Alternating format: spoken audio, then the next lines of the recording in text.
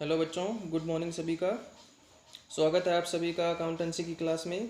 और अकाउंटेंसी के अंदर हमारा जो चैप्टर चल रहा है वो है ओरिजिनल एंट्री यानी कि जर्नल। पिछला जो लेक्चर था उसमें हमने बात की थी कुछ जर्नल एंट्रियों के बारे में, और आई होप कि आप सभी ने वो जर्नल एंट्रियाँ अपनी नोटबुक में प्रैक्टिस करके देखी हैं। तो आज हम उन्हीं जर्नल एंट्रियों को आगे लेकर के चलते हैं। तो चलिए शुरू करते हैं आज का टॉपिक। तो जैसा कि आपको पहले बताया गया था, इस तरह से आपने परफॉर्मा जो है वो तैयार करना है। सबसे पहले हमारा जो कॉलम आएगा वो डेट का कॉलम आएगा। उसके बाद क्या है, दूसरा जो कॉलम आएगा वो पर्टिकुलर का होगा। तीसरा कॉलम जो है एलएफ का है, इसका हमने यूज़ नहीं करना। और फिर अमाउंट लिखनी है हमने यहाँ पर डेबिट की, और यहाँ पर हमने किसकी अमाउंट लिखनी है, क्रेडिट की अमाउंट लिखनी है। यहाँ ऊपर क्रेडिट लिखा हुआ है CR, यहाँ पर DR यानी कि डेबिट, ऊपर लिखा हुआ है जर्नल। तो ये जर्नल का परफॉर्मा है। इसके कुछ एंट्रियाँ मैं आपको क्या है पहले बता चुका हूँ पिछले लेक्चर के अंदर, और आज हम बात करेंगे आगे की कुछ एंट्रियों के बारे में। तो यहाँ पर एक एंट्री दी हुई है, एंट्री 12 जो अप्रैल को एंट्री है। पहले 1 से लेकर के 10 तारीख तक हम पिछले लेक्चर में कर चुके हैं। तो आज हम बात कर रहे हैं 12 तारीख को, 12 अप्रैल को जो ट्रांजैक्शन हुई है, जो लेन देन हुआ है उसके बारे में। तो यहाँ पर लिखा हुआ है रिसीव्ड कैश फ्रॉम महेश, यानी कि महेश से कैश रिसीव हुआ, महेश से पैसा मिला। तो सबसे पहले तो हमने क्या करना है, जैसे कि मैंने आपको बताया था कि इसमें हमने ये देखना है कि कौन कौन से 2 अकाउंट इफेक्ट हुए हैं। तो देखो, एक तो यहाँ पर कैश अकाउंट हमारे नगद पर प्रभाव पड़ेगा, इफेक्ट पड़ेगा। जब भी हम किसी को कैश देते हैं, कैश लेते हैं या कोई नगद खरीद बेच करते हैं, तो उस समय सबसे पहले जो इफेक्ट पड़ता है वो कैश के ऊपर पड़ता है, क्योंकि कैश कम या ज़्यादा होता है हमारा। तो कैश अकाउंट के ऊपर इफेक्ट पड़ेगा। दूसरा, यहाँ पर पैसा देने वाला कौन है, महेश। यहाँ पर हमने लिखा है receive cash from Mahesh. Mahesh से हमें पैसा मिला है। कितना पैसा मिला है महेश से हमें, 10,000 रुपये क्या है महेश से हमें रिसीव हुआ है। तो ये 10,000 रुपये की हमने क्या है एंट्री करनी है। तो 2 अकाउंट इफेक्ट हो रहे हैं, एक तो महेश और दूसरा क्या है, कैश अकाउंट। तो देखो, मैंने आपको बताया था, रूल बताया था आप सभी को कि कैश जो होता है वो क्या होता है, एसेट्स होती है। और एसेट्स का रूल क्या होता है कि एसेट्स जब भी बढ़ती है तो उसको डेबिट किया जाता है, और एसेट्स कम होती है तो क्रेडिट किया जाता है। तो यहाँ पर नगद यानी कि कैश जो है वो क्या हो रहा है, बढ़ रहा है। कैश बढ़ रहा है तो कैश को हम क्या करेंगे, डेबिट करेंगे। दूसरा क्या है, महेश। पर्सनल अकाउंट का रूल है डबल एंट्री सिस्टम वाला, मैंने आपको चैप्टर करवाया था, उसमें मैंने आपको कहा था कि ध्यान से आपने चैप्टर को करना है। तो इसका रूल क्या होता है, महेश क्या है, एक पर्सन, जैसे राम, श्याम, सोहन, मोहन, सीता, गीता, ये सारे क्या हैं, व्यक्ति हैं, पर्सन हैं। और पर्सन जो होते हैं वो आते हैं पर्सनल अकाउंट के अंदर। और पर्सनल अकाउंट का रूल होता है, पाने वाले को हमने डेबिट करना है और देने वाले को क्रेडिट करना है। Debit the receiver and credit the giver. तो यहाँ पर महेश क्या है, देने वाला है या लेने वाला है। तो यहाँ पर महेश क्या है, पैसे देने वाला है। हमें महेश से क्या है, पैसा मिल रहा है 10,000 रुपये। तो देने वाले को क्या करना है, क्रेडिट करना है। Debit the receiver and credit the giver. तो महेश को क्रेडिट किया जाएगा और कैश को डेबिट किया जाएगा, क्योंकि कैश क्या है, एसेट्स। एसेट्स जब बढ़ती है, खर्चे और एसेट्स जब बढ़ते हैं तो उनको हमेशा डेबिट किया जाता है। तो यहाँ पर आप एंट्री करोगे 12 अप्रैल की cash account debit to Mahesh, और यहाँ पर लिख दोगे 10,000 रुपये डेबिट में और 10,000 रुपये ही यहाँ क्रेडिट में। तो इस तरह से आपने एंट्री करनी है। और नीचे एक लाइन लिख देनी है, कैश रिसीव्ड फ्रॉम महेश। तो इस तरह से हमारी एंट्री जो है वो कंप्लीट हुई। उसके बाद अगली एंट्री दे रखी है, purchase goods from Ravi for cash. अब यहाँ पर क्या दे रखा है, परचेज गुड्स, यानी कि हमने रवि से माल खरीदा है। कैसे खरीदा है? For cash. तो मैंने आपको पहले बताया था कि अगर कैश वर्ड लिखा हो तो ही हमने ये मान के चलना है कि नगद खरीदा है। अगर यहाँ पर ये वाला फॉर कैश ना लिखा होता, सिर्फ यहाँ पर इतना लिखा होता कि परचेज गुड्स फ्रॉम रवि, तो इसका मतलब क्या है, उसको हम ये मान करके चलते कि वो रवि से उधार खरीदा गया है। अब यहाँ पर लेकिन क्या है, कैश वर्ड दे रखा है, इसलिए हम यहाँ क्या मानेंगे कि ये नगद खरीदा गया है। मतलब कि रवि से हमने जो माल खरीदा उसके पैसे साथ के साथ हमने रवि को दे दिए। तो रवि का अकाउंट इफेक्ट नहीं होगा यहाँ पर दो अकाउंट इफेक्ट होंगे। तो गुड्स खरीदा गया है, इसकी बजाय क्या है, यहाँ पर कोई प्लांट मशीनरी कोई एसेट्स खरीदी जाती तो उस एसेट्स का नाम आता है। यहाँ पर जब गुड्स खरीदा जाता है तो गुड्स के लिए हम परचेज, जब हम खरीदते हैं तो परचेज वर्ड का यूज़ किया जाता है। तो दो अकाउंट इफेक्ट होंगे इसमें, एक तो परचेज अकाउंट इफेक्ट होगा और दूसरा क्या है, कैश अकाउंट इफेक्ट होगा। क्योंकि हम जब माल खरीदेंगे तो गुड्स तो हमारे पास आएगा और नगद पैसा हमारे से क्या है, जाएगा। तो दो अकाउंट इफेक्ट होंगे। 7,500 रुपीज़ का क्या है, गुड्स जो है वो परचेज किया गया है। तो इन दो चीज़ों के ऊपर इफेक्ट पड़ रहा है, एक गुड्स पे पड़ रहा है और एक क्या है, कैश अकाउंट के ऊपर पड़ रहा है। तो हम माल खरीद रहे हैं इसलिए क्या है, पैसा जा रहा है तो कैश क्या हो रहा है, कम हो रहा है। कैश क्या है, एक एसेट्स होती है। कैश क्या होती है, एक एसेट्स। और एसेट्स का रूल क्या होता है, एसेट्स बढ़ती है तो डेबिट, कम होती है तो क्या की जाती है, क्रेडिट की जाती है। तो कैश को क्या करेंगे, हम क्रेडिट करेंगे। दूसरा, गुड्स के लिए हम क्या करते हैं, कभी भी गुड्स वर्ड का यूज़ नहीं करते, बल्कि इसकी जगह पे हम किसका यूज़ करते हैं, परचेज का यूज़ करते हैं। तो यहाँ पर क्या लिखेंगे हम, परचेज अकाउंट। तो जब भी हम कोई चीज़ खरीदते हैं तो उसे हम क्या कहते हैं, एक्सपेंसेस कहते हैं। तो परचेज क्या है, हमारा एक एक्सपेंसेस है। तो देखो एसेट्स और एक्सपेंसेस पे एक जैसा रूल लागू होता है, यानी कि अगर एसेट्स या एक्सपेंसेस अगर ये बढ़े तो डेबिट किए जाते हैं और कम हो तो क्रेडिट किए जाते हैं।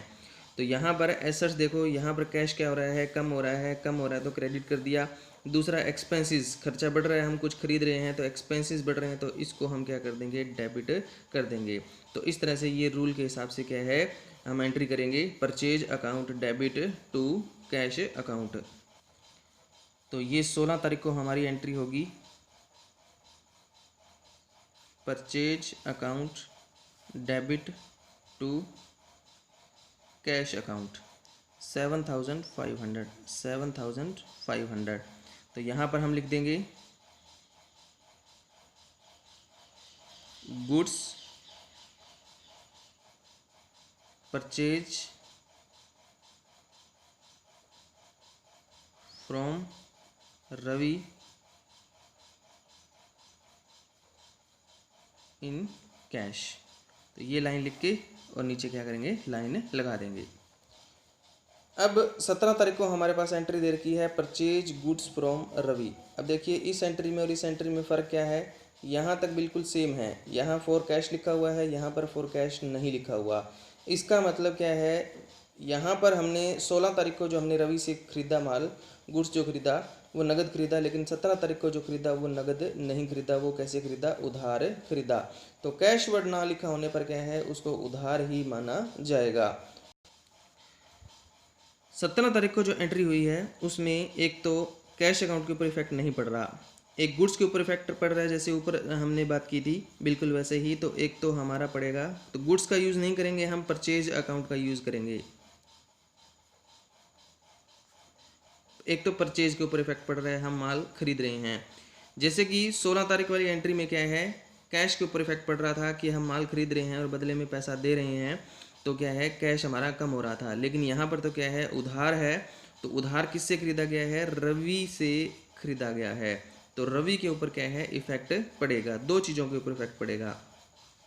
तो जैसे कि मैंने आपको पहले बताया था, परचेज क्या होता है कि एक्सपेंसेस होता है, और एक्सपेंसेस बढ़ता है, यहाँ पर एक्सपेंसेस बढ़ रहा है, हम माल खरीद रहे हैं तो एक्सपेंसेस बढ़ता है तो क्या किया जाता है, डेबिट किया जाता है।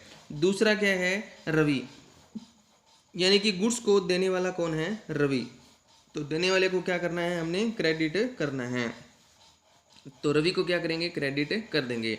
दूसरा इसका रूल जो है वो ये है, इसको क्रेडिट करने का, कि देखो हमने रवि से माल उधार खरीदा है तो हमने रवि को पैसा देना है, यानी कि रवि हमारा क्या है, लेनदार है।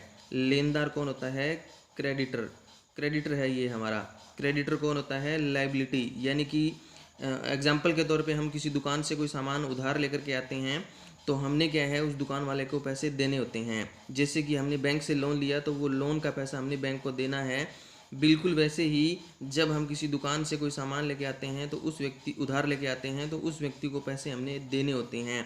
तो जब तक वो पैसा नहीं दे दिया जाता तब तक क्या है वो दुकान वाला हमारा क्या कहलाएगा, क्रेडिटर यानी कि लेनदार कहलाएगा। और लेनदार क्या होता है, लाइबिलिटी होती है, यानी कि वो हमारे क्या होती हैं, देनदारियां होती हैं। और लाइबिलिटी का रूल क्या होता है, देखो पहला रूल ये था जो मैंने आपको पिछले लेक्चर में बताया था कि एसेट्स और एक्सपेंसेस का रूल तो सिर्फ ये था कि एसेट्स और एक्सपेंसेस बढ़ते हैं तो डेबिट किए जाएंगे, कम होते हैं तो क्रेडिट किए जाएंगे। लेकिन लाइबिलिटीज, इनकम और कैपिटल, इनका रूल क्या होता है कि जब ये बढ़ते हैं तो इनको क्रेडिट किया जाता है और जब ये कम होते हैं तो इनको क्या किया जाता है, डेबिट किया जाता है। ये रूल जो है वो इनके ऊपर क्या है, लागू होता है। तो यहाँ पर हमारी लाइबिलिटी बढ़ रही है क्योंकि हमने उधार खरीदा है तो रवि को हमने पैसा देना है फ्यूचर में, इसलिए क्या है ये हमारी क्या है, लाइबिलिटी है। ये हमारा क्या है, लेनदार यानी कि क्रेडिटर है। तो लेनदारियाँ हमारी बढ़ रही हैं तो हम इसको क्या करेंगे, इसको रवि को क्रेडिट कर देंगे। तो एंट्री क्या बनेगी, purchase account debit to Ravi, purchase account debit to Ravi. अब यहाँ पर अकाउंट वर्ड नहीं लिखना है क्योंकि पर्सनल अकाउंट किसी व्यक्ति का नाम हो जहाँ पर, वहाँ पर हम क्या है, अकाउंट वर्ड का यूज़ नहीं करते। उसके बाद आपने यहाँ पर अमाउंट लिख देनी है और नीचे क्या है, एक लाइन जो लिख देनी है जिसको हम नरेशन कहते हैं, जो ये लिखनी ज़रूरी है। उसके बाद अगली एंट्री दे रखी है 18 तारीख को sold goods to Suresh for cash. अब 16 और 17 की एंट्री खरीदने की है, गुड्स को परचेज करने की। 18 और 19 की एंट्री जो है वो गुड्स को सोल्ड करने की यानी कि बेचने की एंट्री है। तो 18 तारीख को माल बेचा गया है, गुड्स क्या है, सेल किया गया है। किसको, सुरेश को सेल किया गया है। और कैसे सेल किया गया है, नगद बेचा गया है। तो आप ये देखिए, जब हम किसी पर्सन को नगद माल बेचेंगे तो पैसा आएगा या जाएगा, हम बेचेंगे तो पैसा आएगा। तो कैश अकाउंट के ऊपर इफेक्ट पड़ रहा है और कैश क्या है, आ रहा है। सुरेश के ऊपर इफेक्ट नहीं पड़ रहा अब यहाँ पे क्योंकि माल नगद बेचा गया है। अगर ये उधार बेचा जाता तो सुरेश के अकाउंट के ऊपर क्या है, इफेक्ट पड़ता। दूसरा क्या है, गुड्स यहाँ पर बेचा जा रहा है। तो मैंने आपको जैसे यहाँ पर बताया था कि जब हम गुड्स को खरीदते हैं तो गुड्स अकाउंट नहीं लिखा जाता बल्कि परचेज अकाउंट लिखा जाता है। और वैसे ही गुड्स को जब बेचा जाता है तो क्या है, गुड्स अकाउंट नहीं लिखा जाता बल्कि सेल्स अकाउंट क्या है, यूज़ किया जाएगा। चाहे वो उधार बेचा जाए चाहे वो नगद बेचा जाए, गुड्स के लिए सिर्फ। बाकी जो भी एसेट्स है, लैंड, बिल्डिंग, प्लांट, मशीनरी, उनके लिए उनका नाम यूज़ किया जाएगा। गुड्स के लिए खरीदने पर हम परचेज वर्ड का यूज़ करेंगे, परचेज अकाउंट। और बेचने के लिए हम क्या है, सेल्स अकाउंट का यूज़ करेंगे। तो यहाँ पर माल बेचा जा रहा है तो एक तो सेल्स अकाउंट का के ऊपर इफेक्ट पड़ रहा है और दूसरा कैश अकाउंट के ऊपर, क्योंकि जब हम गुड्स बेच रहे हैं तो उससे कैश हमें क्या है, रिसीव हो रहा है। तो कैश का मैंने आपको बताया था, कैश एक एसेट्स होती है और कैश आ रहा है, एसेट्स बढ़ रही है तो कैश को क्या करेंगे, डेबिट करेंगे। तो cash account debit to sales account. Sales account को क्रेडिट क्यों किया गया है, क्योंकि सेल क्या है, हमारी इनकम है। यहाँ पर देखिए, कैश जो है वो हमारी एसेट्स है, एसेट्स बढ़ती है तो डेबिट की जाती है। और माल बेचते हैं तो हमें इनकम होती है, तो इनकम जो है वो बढ़ती है तो क्या की जाती है, क्रेडिट की जाती है। तो यहाँ पर हमारी जो एंट्री है उसमें दो चीज़ें इफेक्ट हो रही है। एक तो हमारा इफेक्ट हो रहा है कैश अकाउंट और दूसरा हो रहा है इसके अंदर सेल्स अकाउंट। तो कैश क्या हो रहा है, बढ़ रहा है तो कैश को क्या करेंगे, डेबिट करेंगे। सेल्स क्या है, हमारी इनकम है, ये इनकम है तो इसको क्या करेंगे, इनकम बढ़ती है तो क्या करेंगे, क्रेडिट करेंगे। तो इस तरह से डेबिट और क्रेडिट किया जाएगा। एंट्री होगी cash account debit to sales account 12,600 रुपये। और यहाँ पर आपने लिख देना है गुड्स सोल्ड ऑन कैश। उसके बाद अगली एंट्री जो है वो 18 तारीख को 19 तारीख की एंट्री है, सोल्ड गुड्स टू सुरेश। अब इसमें और इसमें फ़र्क क्या है, ये नगद बेचा गया है और ये क्या है, उधार बेचा गया है। तो यहाँ पर ये एंट्री आप खुद करोगे यहाँ पर देखिए सेल्स अकाउंट के ऊपर इफेक्ट पड़ेगा और दूसरा सुरेश के अकाउंट के ऊपर इफेक्ट पड़ेगा। तो ये एंट्री आप खुद करोगे। उसके बाद है इसमें 20th पॉइंट देखो, 20th अप्रैल को एंट्री जो हुई है, ब्रॉट मशीनरी फॉर कैश, यानी कि खरीदी गई है, मशीन खरीदी गई है। जैसे यहाँ पर हमने क्या किया था, गुड्स खरीदा था, वैसे यहाँ पर क्या है, मशीनरी खरीदी गई है नगद। तो मैंने अभी आपको बताया है कि गुड्स जब खरीदा जाए तो वहाँ पर परचेज वर्ड का यूज़ करना है। इसके अलावा कोई भी लैंड, बिल्डिंग, प्लांट, मशीनरी कुछ भी खरीदा जाए तो उसके लिए उसका नाम का यूज़ किया जाएगा।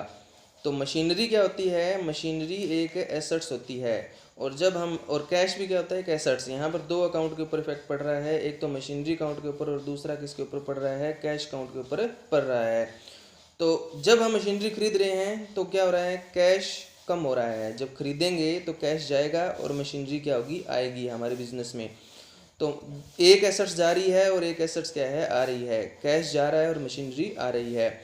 तो जब एसेट्स बढ़ती है, मतलब कोई एसेट्स आ रही होती है, तो उसको हम डेबिट करते हैं। तो आ कौन रही है, मशीनरी।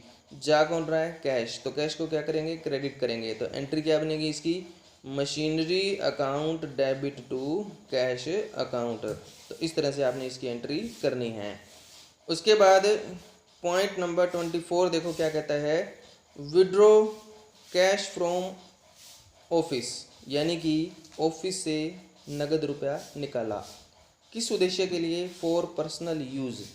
अब इसका मतलब क्या है, यहाँ पर हम क्या है, सियाराम जो है उसकी बिजनेस की एंट्रियाँ कर रहे हैं हम, ट्रांजैक्शन को हम क्या है, जर्नल में लिख रहे हैं।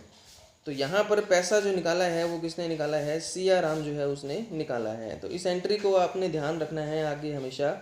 जब पर्सनल यूज़ के लिए कोई पैसा निकाला जाए, या कोई मशीनरी निकाली जाए, या गुड्स निकाला जाए, कुछ भी निकाला जाए पर्सनल यूज़ के लिए, उसको क्या कहा जाता है, ड्राइंग कहा जाता है। हिंदी में इसको कहते हैं आहरण।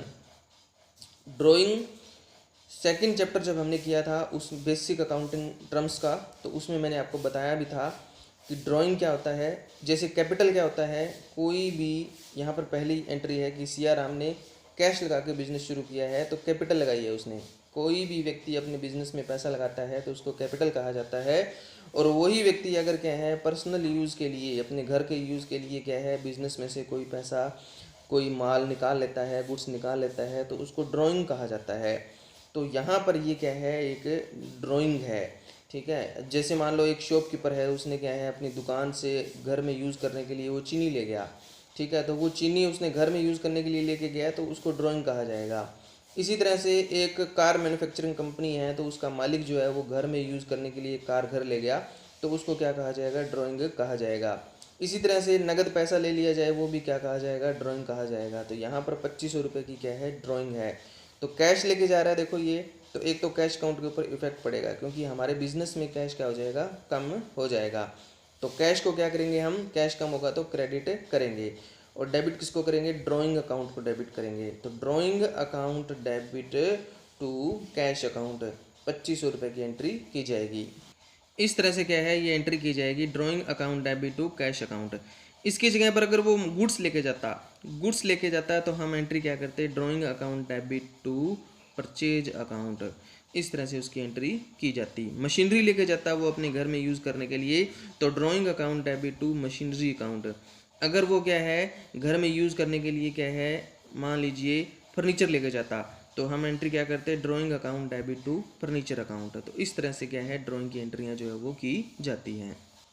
उसके बाद कुछ और एंट्रियाँ भी हमें दे रखी हैं यहाँ पर, paid rent, paid wages, paid salary to Gopal.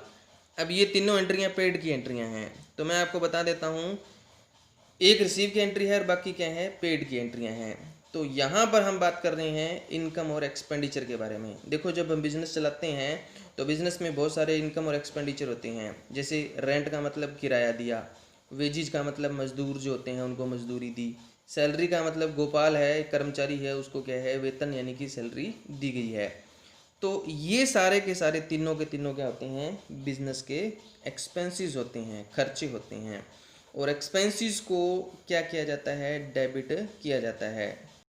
यहाँ पर मैंने आपको बताया था एसेट्स और एक्सपेंसेस का रूल क्या होता है, कि एसेट्स और एक्सपेंसेस बढ़ते हैं तो डेबिट किए जाते हैं, कम होते हैं तो क्रेडिट किए जाते हैं। तो एक्सपेंसेस क्या हो रहे हैं, यहाँ पर बढ़ रहे हैं। एक्सपेंसेस बढ़ रहे हैं तो एक्सपेंसेस को क्या किया जाएगा, डेबिट किया जाएगा।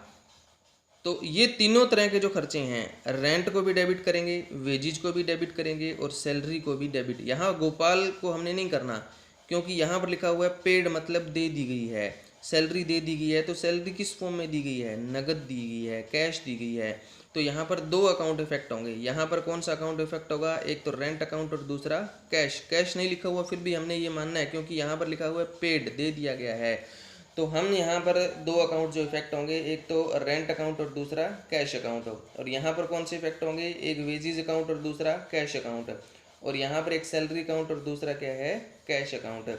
क्योंकि जब भी हम किराया देते हैं, हम मजदूरी देते हैं, हम सैलरी देते हैं, तो वो क्या है, नगद में दी जाती है। जब तक कुछ ना कहा गया हो तब तक क्या है, उसको हमने नगद में ही मानना है। तो जब हम पेड करते हैं, किराया देंगे, तो हमारे पास जो नगद पैसा है वो कम हो जाता है। मजदूरी देते हैं तो हमारे पास जो नगद पैसा है वो कम हो जाता है। सैलरी देते हैं तो भी हमारे पास जो नगद पैसा है वो क्या हो जाता है, कम हो जाता है। तो यहाँ पर जो एंट्री बनेगी वो एंट्री क्या बनेगी, rent account debit to cash account. यहाँ पर एंट्री क्या बनेगी, वेजिज अकाउंट डेबिट, क्योंकि ये खर्चे हैं और खर्चों को डेबिट किया जाता है। Salary account debit to cash account, ये तीनों की इस तरह से एंट्रियाँ बनेंगी। उसके बाद आता है 30th पॉइंट, क्या कहता है, रिसीव। यहाँ पर पेड लिखा हुआ है, यहाँ पर क्या लिखा हुआ है, रिसीव लिखा हुआ है। कमीशन मिला, ठीक है, तो कमीशन मिला है, तो कमीशन यहाँ पर हमारे लिए खर्चा नहीं है, क्योंकि वो मिला है, ठीक है, वो हमारे लिए क्या है, एक इनकम है। और इनकम का रूल क्या होता है, जैसे एक्सपेंसेस का रूल क्या होता है, एक्सपेंसेस बढ़ते हैं तो डेबिट किए जाते हैं। इनकम का रूल क्या होता है, एक्सपेंसेस से उल्टा होता है। इनकम का रूल होता है कि इनकम बढ़ती है तो डेबिट नहीं की जाती बल्कि क्रेडिट की जाती है। जैसे कि किराया मिला अगर हमें, ठीक है, हमें मजदूरी मिली, हमें सैलरी मिली, ठीक है, हमें कमीशन मिला, ठीक है, तो ये सारी, या हमें ब्याज मिला, तो ये मिलती है जब हमें कोई चीज़, तो वो हमारे लिए इनकम होती है। और इनकम जब बढ़ती है तो इनकम को क्रेडिट किया जाता है, ठीक है। तो हम कमीशन को क्या करेंगे, क्रेडिट करेंगे, ठीक है। तो अब दूसरा इसमें क्या है, ये कमीशन हमें मिल रहा है तो हम हमें नगद की फॉर्म में, कुछ नहीं कहा गया तो हम ये मान के चलेंगे कि वो नगद मिल रहा है, ठीक है। तो इससे हमारा नगद के ऊपर प्रभाव पड़ रहा है, कैश के ऊपर इफेक्ट पड़ रहा है। तो दो अकाउंट इफेक्ट होंगे, एक तो कैश अकाउंट और दूसरा कमीशन अकाउंट। कैश आ रहा है तो कैश को डेबिट करेंगे, ठीक है, और कमीशन क्या है, हमारी इनकम है, और इनकम को क्या किया जाता है, क्रेडिट किया जाता है। तो हमारी एंट्री क्या बनेगी, cash account debit to commission account. ये देखिए यहाँ पर एंट्री कर रखी है, wages account debit to cash account, salary account debit to cash account, और लास्ट में क्या है, ये इनकम की एंट्री की हुई है, cash account debit to commission account. यानी कि इससे उल्टी एंट्री की गई है, क्योंकि कमीशन क्या होता है, यहाँ पर रिसीव हो रहा है तो वो हमारे लिए इनकम है और इनकम को क्रेडिट किया जाता है, ठीक है। तो इस तरह से आप क्या है, ये क्वेश्चन जो हैं वो एंट्रियाँ जो है आप करके देखोगे अपनी नोटबुक के अंदर, और मैं कुछ और एंट्रियाँ भी आपको क्या है भेजूँगा। अभी एक क्वेश्चन आपका कंप्लीट हो चुका है तो इसी के बेस पे आगे की एंट्रियाँ मैं आपको सेंड करूँगा, ठीक है। तो आप सभी ने प्रैक्टिस कर करके देखना है इन सभी को। ओके, थैंक यू बच्चे सभी का।